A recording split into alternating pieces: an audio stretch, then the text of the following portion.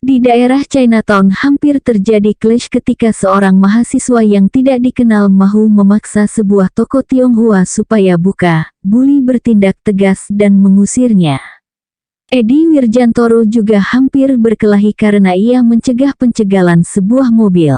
Mungkin karena tidak ada respons, akhirnya aku ambil megafon dan aku sendiri mulai bicara. Di sini suara mahasiswa Indonesia.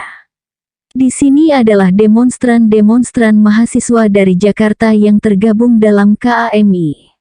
Kami datang untuk menuntut 3 hal. Pertama, pembubaran PKI. Kedua, agar peraturan-peraturan gila yang menaikkan harga-harga dicabut.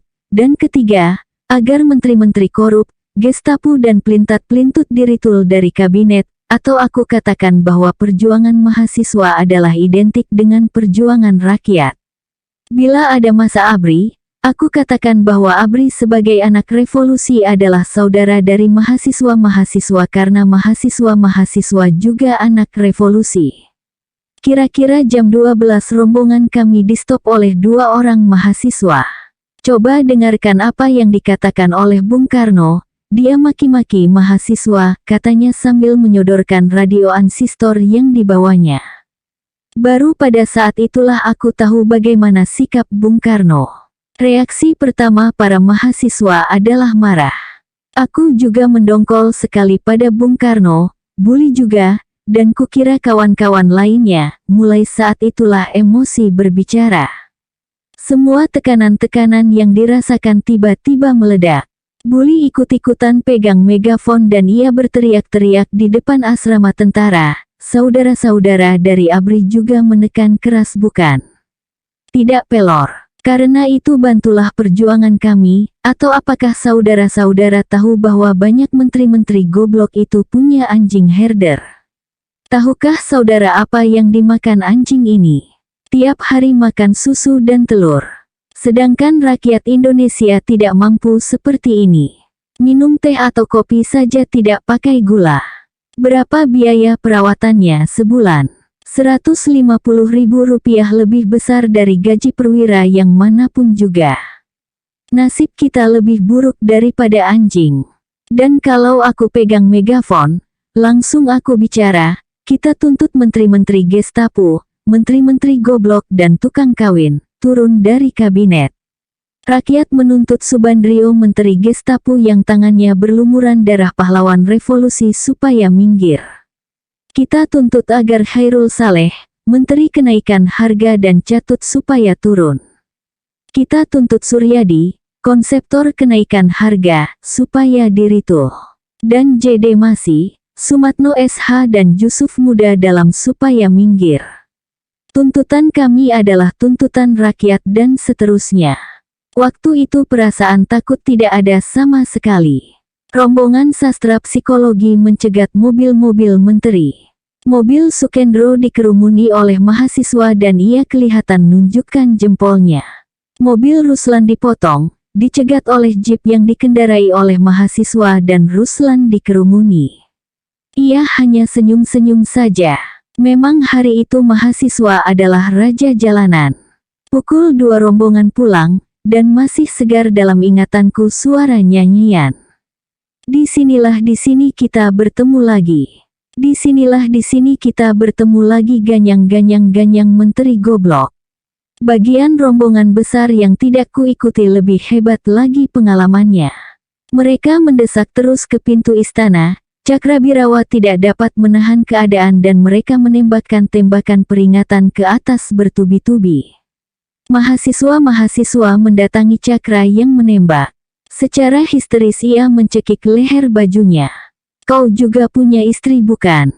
Punya anak, katanya sambil menangis dan mengguncang-guncangkan badan Cakra tadi. Cakra tadi terdiam dan ia pun menangis, air matanya berlinang-linang. Mahasiswa-mahasiswa ini makin kalap. Baru setelah Soeharto, Martadinata dan Sucipto keluar dan berdiri di hadapan demonstran dan memintanya tenang. Mahasiswa-mahasiswa tadi dapat tenang. Sayang sekali aku tidak hadir dalam peristiwa besar ini. Dalam pidatonya Bung Karno mengecam para mahasiswa. Dia marah sekali dan menuduh mahasiswa tidak tahu adat. Masakan menteri-menteri, orang-orang yang lebih tua dari mereka, dituduh goblok. Masakan ibu-ibu yang naik mobil dikata-katai dengan omongan-omongan kotor. Pokoknya Soekarno marah sekali karena aksi-aksi mahasiswa ini. Dan akhirnya ia menantang bahwa siapa yang berani dan sanggup menurunkan harga dalam waktu 3 bulan, akan diangkat jadi menteri. Tetapi jika gagal, ia akan ditembak mati. Di Bogor terjadi lagi peristiwa lain. Rumah pribadi Hartini di Jalan Jakarta dicoret-coret dengan perkataan-perkataan yang tidak sedap. Katanya terbaca tulisan-tulisan sarang sipilis, lonte agung istana, lonte gerwani agung dan lain-lainnya. Sabtu sore itu aku pergi ke rumah Dahana, makan di sana, lalu ke rumah Ojong. Setelah ngobrol-ngobrol sebentar, malamnya aku pulang. Hari itu adalah hari yang sangat melelahkan. Kita kehujanan di Bogor berkali-kali, lapar, lelah dan marah. Ibuku menyambut kedatanganku dengan kata-kata, "Kau kelihatan tua sekarang, kotor, bau dan degil." Aku hanya senyum saja. Minggu pagi dan siang adalah hari istirahat. Benar-benar istirahat, terutama fisik. Malamnya datang Ripto dengan istrinya Tien. Setelah ngobrol sebentar aku diajak bermalam di rumahnya di Senayan. Aku pergi ke sana sambil ngobrol-ngobrol. Ripto adalah kawan karibku di Bandung. Kita sama-sama dalam satu organisasi dan aku hormat padanya karena sikapnya yang tegas dalam perjuangan. Sejak masih mahasiswa dia sudah berkecimpung dalam politik. Ketika timbul peristiwa Prof. Mochtar, dia aktif membelanya, dan setelah Mochtar diritul, dia pun jatuh dari Senat dan Dewan Mahasiswa. Ketika terjadi peristiwa tanggal 10 Mei tahun 1963, ditangkap dan ditahan bersama-sama ratusan mahasiswa lainnya. Dalam saat-saat yang sulit inilah aku kenal dia, dan sejak itu kita bersahabat karib. Juga dengan istrinya Tien. Ripto kini bekerja di Koti dan mengurus soal-soal politik. Dari dia aku dapatkan info yang banyak tentang situasi terakhir. Bagaimana tentang barisan Soekarno, bagaimana Bung Karno menerima delegasi mahasiswa tandingan dari ASU Germindo dan bagaimana dua organisasi ini berjanji untuk membela Bung Karno sampai mati. Dan itulah pilihan kami, kata mereka, Bung Karno menerimanya. Malam itu aku tidur di Senayan setelah ngobrol-ngobrol sampai larut malam. Hari Minggu itu terjadi peristiwa-peristiwa yang penting. Dalam pidato hari Sabtunya Bung Karno secara tegas mensinyalir bahwa ada usaha-usaha untuk mencongkelnya dari kepemimpinannya selaku PBR. Dan kemudian ia serukan kepada bangsa Indonesia yang setia padanya untuk berdiri di belakangnya, menyusun barisan dan tunggu komando. Ini adalah move politik dan segera Subandrio mengambil inisiatif. Malam Senin ia mengadakan pidato radio mengecam para mahasiswa dan menganjurkan pendirian barisan Soekarno. Setelah ada sign dari Bandrio, maka GMNI, ASU, OBK, Germindo segera bergerak. Poster-poster tempelan KAMI dirobek, mereka tempel poster-poster hidup Bung Karno, dan secara inisiatif mahu mengesankan bahwa KAMI adalah anti Bung Karno, kanan, ditunggangi Nekolim dan lain-lain. Dari Ripto aku mendengar kabar bahwa telah disediakan uang sebanyak 100 juta rupiah baru untuk menjegal demonstran-demonstran dan mendirikan barisan Soekarno. Malam itu KAMI mengadakan rapat. Suasananya tegang dan tanda tanya. Karena dengan pidato presiden, maka jelaslah bahwa kini mahasiswa berhadapan dengan presiden. Pepelrada Jaya melarang demonstrasi-demonstrasi lebih lanjut, what next? Dalam rapat lengkap KAMI, setiap orang boleh menyatakan pendapatnya. Salah seorang pembicara, Hakim Sarimuda dari Fakultas Kedokteran secara tegas meminta agar perjuangan tetap dilanjutkan, kalau kita harus ditembak, kita bersedia. Tetapi kita adalah orang yang ketiga. Yang pertama harus ditembak adalah Gestapo, lalu koruptor dan barulah mahasiswa. Suasana yang tegang ini tiba-tiba pecah, ketika datang seorang kurir membawa surat Bung Tomo. Dalam suratnya itu Bung Tomo menganjurkan dan terimalah tantangan Bung Karno menjadi Menteri Harga. Tetapi mintalah waktu setahun. Ini tidak ada artinya dibandingkan dengan 20 tahun di bawah menteri-menteri goblok. Dan demikian Bung Tomo, saya bersedia ikut ditembak bersama mahasiswa jika perlu. Surat ini disambut dengan tepuk tangan yang gemuruh. Rapat pimpinan akhirnya memutuskan bahwa perjuangan terus dilanjutkan dan pimpinan rela ditangkap. Kami menerima tantangan Bung Karno tantang menteri-menteri tadi. Ribuan mahasiswa ini kemudian berkumpul di Deparlu. 10 orang wakil mahasiswa masuk termasuk aku, dan dengan baik hakim menceritakan apa sebabnya mereka mau menemui Subandrio. Dalam resolusi yang dibacakan, mahasiswa-mahasiswa menuntut agar Subandrio mencabut ucapannya dan supaya gerilya politik Ibrahim Isa yang menjegal delegasi resmi Indonesia di Havana ditembak mati. Suwito berjanji akan menyampaikan hal ini kepada Subandrio. Dalam saat-saat inilah lahir beberapa yel yang kemudian dijadikan lagu oleh para mahasiswa. Yel-yel tadi antara lain, Subandrio anjing Peking. Dari Deparlu rombongan menuju ke Jalan Merdeka Selatan ke rumah atau kantor Wampa. Rombongan sastra yang aku pimpin berjalan paling depan. Di sampingku terdapat 10 orang pimpinan demonstran dari tiap-tiap fakultas. Ketika demonstran masih di Pejambon, antek-antek Bandrio telah meneleponnya bahwa ada demonstran yang akan menemuinya. Bandrio segera menelepon Amir Mahmud, dan Amir Mahmud menjawab bahwa demonstrasi-demonstrasi yang ada adalah liar. Aku dengar cerita ini dari Komandan Kawal Rumah Subandrio, Kompol Utoro. Buli dalam memimpin demonstrasi ini bertindak tegas dan baik, mana komandan? Pertanyaan pertama agak membentak. Utoro menjawab, saya komandan, dan apakah saudara punya izin untuk demonstrasi? Tidak, jawaban Buli. Kemudian ia menceritakan bahwa mumpung sudah liar lebih baik mengambil ofensif psikologis dengan jawaban-jawaban yang tegas dan berani. Bandrio mau menerima wakil-wakil demonstran tetapi dengan syarat bahwa rombongan harus berdiri agak jauh dari tempatnya. Hanya ekor barisan yang boleh dekat pintunya. Aku sendiri tidak ikut dengan rombongan yang menghadap. Tetapi dari cerita-ceritanya Buli yang ikut menghadap, aku mengetahui kisah seluruhnya. Subandrio menuduh bahwa demonstran ditunggangi oleh Nekolim. Belum selesai ia bicara, Ismit wakil KAMI pusat memotong, kami sama sekali tidak merasa ditunggangi. Dan kalau memang ada yang menunggangi kami, maka yang menunggangi adalah rakyat. Dan kami bangga. Subandrio marah, kalian manusia, saya juga manusia, kalian punya masa, saya pun juga punya masa. Belum lagi ia bicara habis, Buli sudah memotong. Jadi dengan demikian Bapak ingin mengadu masa Bapak dengan kami. Apakah ini bukannya politik pecah belah? Dialog yang panas ini terganggu dengan datangnya instruksi Pepelrada yang memerintahkan agar demonstrasi bubar. Nah kata Bandrio, kalian bubar saja. Tetapi delegasi ini bandel dan tidak peduli akan instruksi Pepelrada. Akhirnya Bandrio ditantang keluar oleh delegasi, yakni Ismit, Hakim, Buli dan Slamet.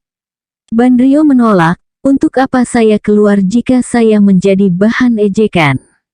Tetapi akhirnya ia keluar. Dalam hal ini Bandrio memang berani.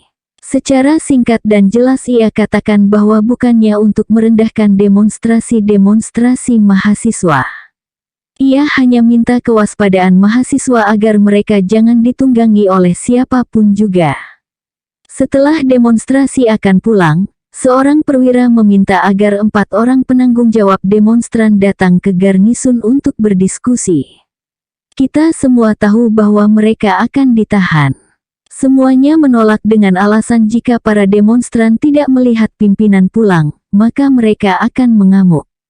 Alasan ini diterima dan pimpinan berjanji akan datang 1 jam lagi. Dari Subandrio aku dan Buli naik beca ke rumah kakaknya, dan Buli makan sedikit. Rupanya insting laparnya ikut berbicara menjelang penangkapannya. Dari sana kita menuju ke rumah Buli. Barang-barang yang tidak perlu selama demonstrasi-demonstrasi banyak terdapat siaran-siaran gelap anti Bandrio, dan untuk mencegah hal-hal yang tidak diinginkan, Buli membuang sebaran-sebaran ini, disingkirkan dan lalu kita ke Salemba. Kawanku ini pergi ke Gamisun untuk tidak kembali lagi. Sementara itu di Istana Negara terjadi pula hal yang penting. Wakil-wakil mahasiswa dimaki-maki Bung Karno selama setengah jam. Mana PMKRI, katanya, kau tahu apa yang dilakukan oleh mahasiswa-mahasiswa di rumah Ibu Hartini? Kau tahu rumah Ibu Hartini dicoret-coret Lonte Agung, Gerwani Agung dan lain-lainnya. Kau tahu apa artinya lonte? Hartini adalah istriku dan aku adalah bapakmu, jadi dia juga ibumu. Inikah yang dilakukan oleh seorang anak terhadap ibunya? Rupanya Bung Karno marah sekali. Inikah yang diajarkan Yesus pada kalian? Mana HMI? Apakah ini ajaran Nabi Muhammad? Wakil PMKRI menjelaskan bahwa memang benar yang coret-coret itu adalah anak yang memakai baret PMKRI, tetapi mereka adalah pemuda rakyat. PMKRI menyilahkan agar Pepelrada yang menangkap mereka dikonfrontir. Bung Karno terdiam. Kemudian ia tanya, mana dari keturunan Tionghoa? Liem Bian Koen dari PMKRI maju. Golonganmu juga susah diurus. Ikut-ikut demonstrasi dengan celana wol, lalu stop mobil dan coret-coret, rakyat lapar, ini menimbulkan iri dari golongan Indonesia asli dan menimbulkan rasialisme. Kenapa kalian demonstrasi? Tanya Bung Karno marah. Suwarto Ketua DMUI menjawab bahwa mahasiswa-mahasiswa sudah tidak bisa hidup lagi. Bayangkan Pak, mahasiswa-mahasiswa sastra yang tinggal di Kebayoran harus mengeluarkan uang paling sedikit Rp4.000 untuk kuliah, sebulan sudah Rp100.000. Bilang lapor-lapor kalau ada hal-hal ini, katanya sambil marah-marah dan teriak-teriak. Dalam hati para mahasiswa timbul pertanyaan, bagaimana dan apa guna menteri-menterinya? Bung Karno juga menuduh mahasiswa gontok-gontokan, ini dibantah pula oleh Suwarto. Yang gontok-gontokan adalah GMNI ASU dan OSA USEP. Ternyata Bung Karno tidak pernah tahu akan adanya perpecahan GMNI dan Front Marhen kecuali PNI. Soal PPMI juga tidak diketahuinya. Dari sini kelihatan bagaimana Bung Karno dikelilingi oleh menteri-menteri Dorna yang hanya memberikan laporan-laporan yang bagus-bagus saja. Dan dengan demikian Bung Karno dipisahkan dari realitas. Aku yakin bahwa Bung Karno adalah manusia yang baik dan tragis hidupnya. Mungkin ia pernah membuat kesalahan-kesalahan politik yang besar, akan tetapi salah satu sebabnya adalah pembantu-pembantunya sendiri. Resimen Cakrabirawa membuat jaring-jaring birokratis yang sulit ditembus, sehingga hanya klik-klik tertentu saja yang dapat masuk ke istana. Bung Karno seolah-olah dijadikan tawanan dalam sangkar emas. Tanpa koneksi jangan harap dapat menjumpai beliau. Dan dalam suasana seperti ini ada suatu otak yang secara sistematis berusaha mendekadensikannya. Ia terus-menerus disuplai dengan wanita-wanita cantik yang lihai. Hartini muncul, siapa yang mempertemukannya dan membuat Bung Karno dihancurkan. Sejak itu wanita-wanita cantik keluar masuk istana, Baby Hue, Ariati, Sanger, Dewi dan lain-lainnya. Seolah-olah Bung Karno mahu dialihkan hidupnya dari insan yang cinta tanah air menjadi kaisar-kaisar yang punya harem. Tiap minggu diadakan pesta-pesta yang dekaden di istana dengan ngomong cabul dan perbuatan-perbuatan cabul. Ya, dalam keadaan ini siapa yang tidak terpengaruh? Yani juga mengalami nasib yang sama. Yani adalah seorang perwira yang brilian sekali. Dia tegas dan berani. Tidak ada seorang pun yang dapat mengancamnya atau menyogoknya. Setahuku Yani juga bukan perwira yang mata keranjang. Bahkan dalam tahun 1962, ia pernah membuat peraturan yang melarang prajurit-prajurit Angkatan Darat untuk mengambil istri kedua tanpa izin komandan dan istri pertamanya. Popularitas Yani sangat besar, tetapi hal ini rupa-rupanya tidak disenangi oleh Sambadi dalam istana yang juga telah menjatuhkan moral presiden. Yani mulai dipancing dan akhirnya ia memelihara istri muda. Perwira-perwira Angkatan Darat Republik Indonesia mulai kecewa yang terang-terangan bilang padaku bahwa karena tindakan Yani, maka banyak perwira pertama dan menengah yang kecewa dan tidak menghormati Yani. Dan pastilah ada yang senang dalam hal ini. Siapa? Menjadi menteri di Indonesia sulit sekali, di samping ia harus pintar, ia harus pula kebal terhadap uang sogokan, pangkat dan wanita-wanita cantik.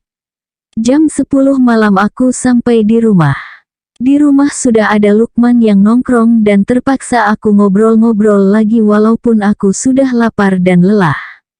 Jam 11 dia pulang. Baru aku tukar pakaian dan waktu makan datang tamu lagi. Aku sudah dongkol. Tamu mana lagi yang datang malam buta ini? Ternyata dia adalah Rahman Toleng, kawan karib dari Bandung. Aku ajak dia makan dan tidur di rumah, tetapi dia tolak. Kita ngobrol-ngobrol tentang suasana terakhir.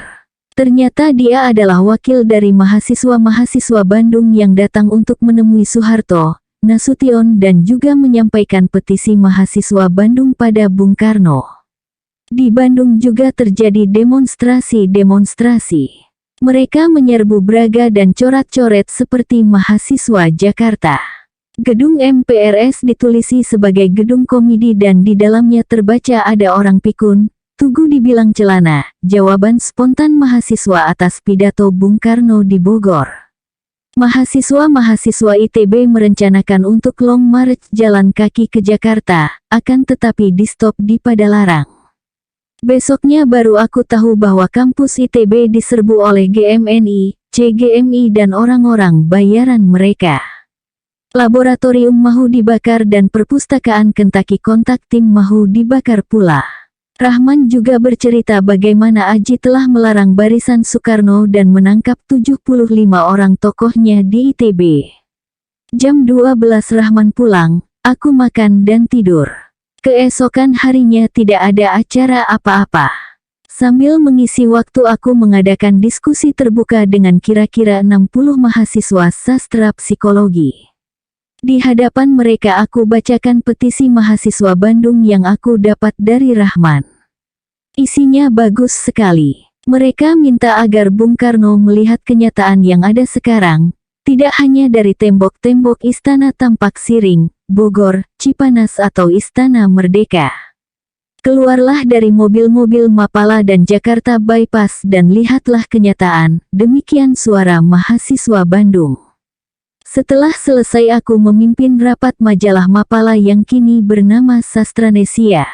Ketika rapat sedang berlangsung, Herman mendekatiku dan menyatakan bahwa ia dipanggil ke Pepelrada. Aku tahu Herman adalah orang yang tidak politik dan tidak dapat berbicara taktis. Ia meminta agar aku temani dia, aku setuju. Bersama kita ke Kodam. Di sana bertemu dengan koneksi-koneksi lama, para perwira dari Intel dan Biro Politik. Ternyata Herman dipanggil oleh Oversi Urip Widodo. Aku kenal dia beberapa bulan yang lalu, sekarang dia sudah lupa rupa-rupanya. Soal penangkapan anak UBK ternyata telah dibawakan ke istana. Di Presiden dilaporkan bahwa mahasiswa-mahasiswa KAMI telah menelanjangi dan memukul mereka. Ini terang fitnah. Saya minta agar mahasiswa itu dikonfrontir dengan orang-orang yang memeriksa mereka. Urip yang sudah pusing akhirnya minta agar KAMI menyusun laporan. Aku sanggupi dan esoknya aku sampaikan padanya. Di sini terlihat bagaimana fitnah-fitnah itu masuk ke istana, dan info-info palsu semacam inilah yang diterima Presiden. Malamnya karena takut kalau UBK menyerbu dengan orang-orang bayaran, sebagian mahasiswa-mahasiswa sastra aku minta tidur di psikologi untuk membantu menjaga markas. Aku tidur di rumah. Besok paginya aku sudah bertemu Buli lagi. Setelah ditahan 30 jam ia dilepaskan. Ceritanya sebagai berikut, setelah mereka datang ke garnisun mereka ditemui oleh seorang perwira yang bertanya mengapa mereka berdemonstrasi. Secara singkat mereka nyatakan bahwa mereka tahu tentang larangan demonstrasi tetapi melihat suasana panas dari emosi yang ada dan sebagai pimpinan, mereka dihadapi oleh dua pilihan, patuh pada peraturan dan membiarkan anak buahnya melakukan tindakan sendiri-sendiri, karena sudah tidak dapat dicegah lagi, atau menyalurkan emosi mereka dengan demonstrasi. Perwira interrogator terdiam. Rupanya dia mengerti. Dari garnisun mereka dibawa ke Pepelrada dan di sana mereka diperlakukan buruk oleh seorang perwira, Letda Nursciwan Adil. Aku tahu tentang perwira intel ini dari Lukman. Ia memang perwira bodoh, korup serta malas. Di sana Buli dipukul. Hakim mahu melawan, tetapi dicegah oleh Buli. Menurut Buli, jika ia melawan maka bagaimana nasib anggota KAMI lainnya yang akan datang sesudah mereka. Jam 12 malam mereka dimasukkan ke tahanan. Sebelumnya sersan yang membawa mereka memberitahukan bahwa mereka akan disatukan dengan tahanan-tahanan Gestapo dan mahasiswa-mahasiswa anti KAMI. Di sini terlihat betapa cerobohnya kerja Intel Kodam. Ketika mereka sampai, penghuni-penghuninya sudah tidur. Seorang tawanan yang terbangun bertanya, dan barisan Soekarno. Mereka mengiyakan. Aneh dan lucu tapi ini untuk keselamatan. Dalam tahanan ini mereka tidur terus dan sekali-sekali berdiskusi. Karena tahanan-tahanan yang datang bersama Buli adalah mahasiswa-mahasiswa HMI. Buli walaupun seorang Kristen ikut berpuasa. Puasa ini tanpa sahur dan buka, menimbulkan simpati hakim. Dari diskusi-diskusi ini terlihat betapa hebatnya HMI telah merembes ke dalam KAMI dengan jaringan-jaringan di keamanan. Acara hari Kamis tanggal 20 adalah mengapur kota Jakarta. Hari itu hanya ada kira-kira 300 mahasiswa yang hadir di Salemba. Mungkin mereka lelah dan istirahat di rumah. Aku juga tidak mau pergi. Tetapi tiba-tiba aku ingat Herman tidak ada yang mendampingi. Segera aku menyusul dengan beca ke depan istana, karena sebelum ngapur mereka mendengarkan pengumuman penting dari Bung Karno. Ketika aku sampai Bung Karno sudah selesai berpidato, isinya sama sekali mengecewakan. PKI tidak bubar, kabinet tidak diresafel dan harga-harga tetap naik. Rombongan KAMI bubar dan berjalan menuju ke dalam truk masing-masing. Di sisi kanan dan kiri depan dan belakang terdapat buruh-buruh Marhainis dan GMNI ASU. Aku tak tahu siapa yang mulai dahulu, tetapi waktu itu terdengar yel-yel. Dari pihak KAMI adalah hidup Bung Karno dan ganyang pelintat-pelintut. Tiba-tiba rombongan yang terdepan dari barisan mahasiswa dan buruh ini berbalik ke belakang dan dengan dipelopori oleh seorang yang tinggi besar mereka menyerang barisan KAMI dengan tongkat dan batu. Mahasiswa-mahasiswa yang tidak bersedia ini terkejut. Beberapa kelompok-kelompok kecil mahasiswa yang di luar barisan, dikepung dan dipukuli. Bahkan tanpa segan-segan mereka memukuli wanita. Dari sastra, Ibu Hendarmin Purbakala IV dikepung, disuruh membuka jaket kuningnya. Ibu Hendarmin menolak dan ia ditendang sampai kakinya membiru. Elvia Menopo disambit dengan batu kosasih, juga mahasiswa sastra dari GMNI ASU. Judi disambit dengan batu, kepalanya sedikit luka. Di psikologi, Puji seorang ASU memukul Kartini, rekannya sendiri dari tingkat 1. Aku dapat membayangkan kalau pada saat itu aku dijumpai GMNI ASU Fakultas Sastra, pasti aku dipukuli, karena mereka benci sekali padaku. ASU ini teriak-teriak ganyang KAMI, ganyang jaket kuning, KAMI sama dengan Kesatuan Aksi Maling Indonesia, KAMI kanan, dan lain-lainnya. Cakrabirawa yang ada tidak bertindak apa-apa, yang menolong adalah perintis. Syukurlah barisan KAMI dalam waktu singkat dapat diatur dan segera mundur dengan dikawal oleh polisi. Suasana panas dan mahasiswa-mahasiswa marah sekali. Aku dengar ajakan untuk menyerbu UBK. Di Salemba mahasiswa-mahasiswa dibubarkan dan pimpinan-pimpinan berapat. Dalam rapat itu dicatat korban-korban dari pihak KAMI.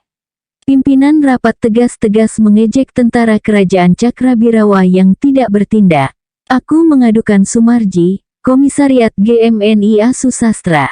Dari laporan-laporan yang masuk ternyata bahwa dalam barisan GMNI ASU dikenali beberapa tokoh CGMI antara lain Ketua Kombes UI Dr. Met Budi Raharjo, Ketua Komisariat Kedokteran Haidir Rahman dan tokoh lain seperti Hasanuddin.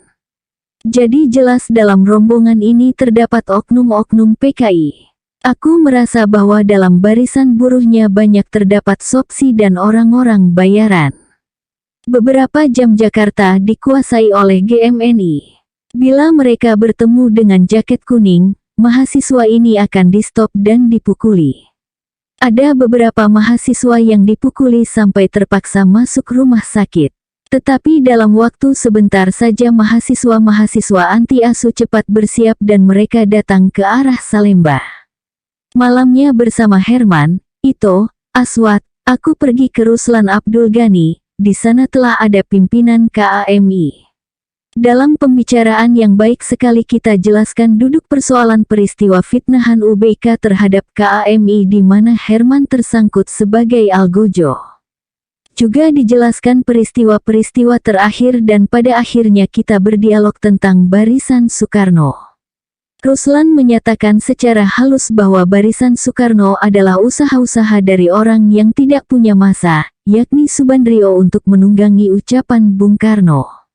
Dari rumah Ruslan kita semuanya kembali ke Fakultas Psikologi, karena dalam situasi yang tegang dan panas, setiap waktu dapat terjadi clash fisik dengan UBK, ASU, Germindo dan antek-antek orang bayarannya. Sampai jauh malam aku melihat truk-truk yang mengangkut massa mahasiswa datang dari arah Cijantung. Jam 11:30 datang seorang rekanku yang sudah tua. Dia adalah pejuang lama sejak zaman Jepang. Setelah tahun 1958, ia kecewa dan jadi pedagang dan kerjanya hanya mencari duit. Tetapi setelah tanggal 1 Oktober jiwanya tergugah kembali melihat pemuda-pemuda seperti Jopi, Buli dan yang sebaya denganku. Dia sudah kaya sekali dan sekarang dia tinggalkan perdagangannya dan kembali menjadi pejuang seperti pemuda-pemuda lain. Karena usianya dan relasinya, maka bagi dia jauh lebih baik fasilitas perjuangannya. Dia datang kepadaku sebagai sahabat dan memberitahukan situasi terakhir. Besoknya akan ada rapat umum masyarakat Jakarta mendukung Bung Karno yang diselenggarakan oleh Pepelrada. Besar sekali kemungkinannya bahwa dalam rapat ini akan terjadi clash fisik. Kalau sekiranya terjadi clash fisik, maka di Jakarta akan diletuskan pertentangan politik secara terbuka. Ia minta padaku jika sekiranya terjadi clash dan mahasiswa-mahasiswa diserbu oleh geng Subandrio ASU, maka mahasiswa harus mundur. Di sekeliling mahasiswa sudah disediakan RPK preman. Merekalah yang akan menghadapi tukang-tukang pukul dan orang-orang bayaran dari kaum ASU, BAN dan Hairul. Di samping itu di sekitar lapangan sudah ada KKO preman yang juga akan menggasak grup anti KAMI. Tentara berseragam akan mengamankan keadaan sebagaimana mestinya. Ditambahkan bahwa besok akan dikerahkan 10.000 ansor, di antaranya pasukan serbaguna dari Jawa Timur yang sudah memotong 50.000 PKI. Ia cerita tentang kemungkinan clash di Jakarta. Menurut estimate mereka, kawanku ini veteran dan banyak rekan-rekannya di kalangan militer, RPK, KKO, Kujang, ada di pihak mahasiswa. Cakra akan berpihak ke sana dan polisi akan pecah dua.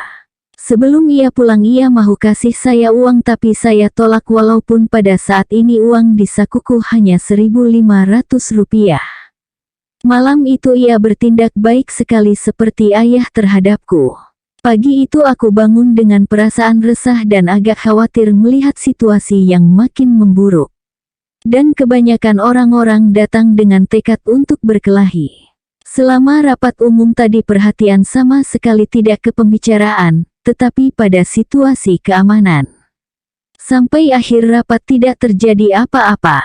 Ketika bubar, grup KAMI mengejek-ejek Front ASU untuk diprovokasi tetapi tidak dijawab.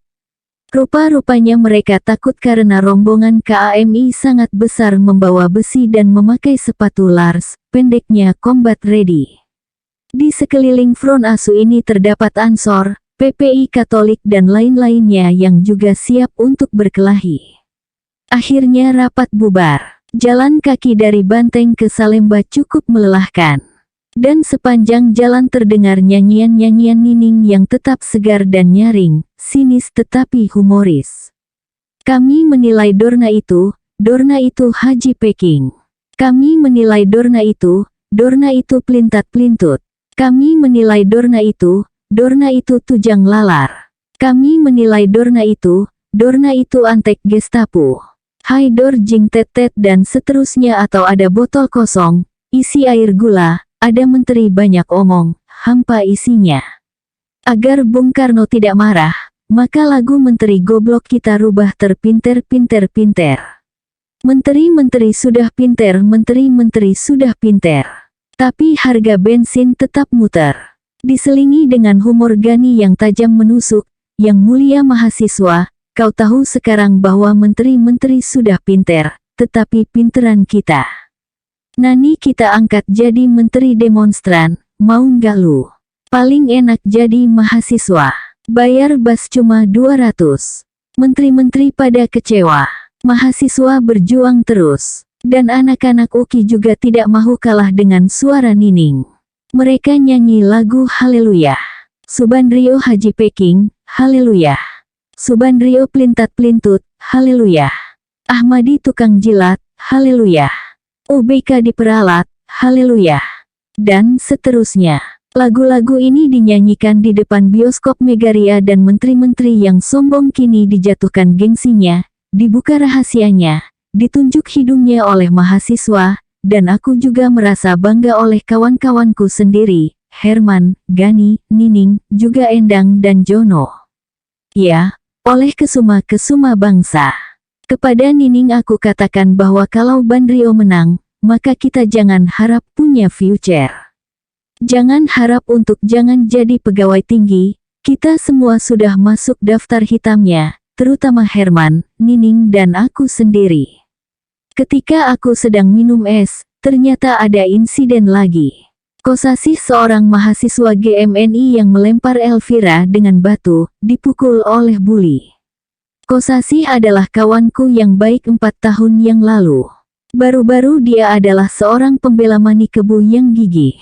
Karena itu ia baik dengan kawan-kawanku yang lainnya seperti Gun, Jayanto dan lain-lainnya. Tetapi dia oportunis. Setelah Manikebu dilarang, ia takut dan masuk dalam lingkungan Soksi.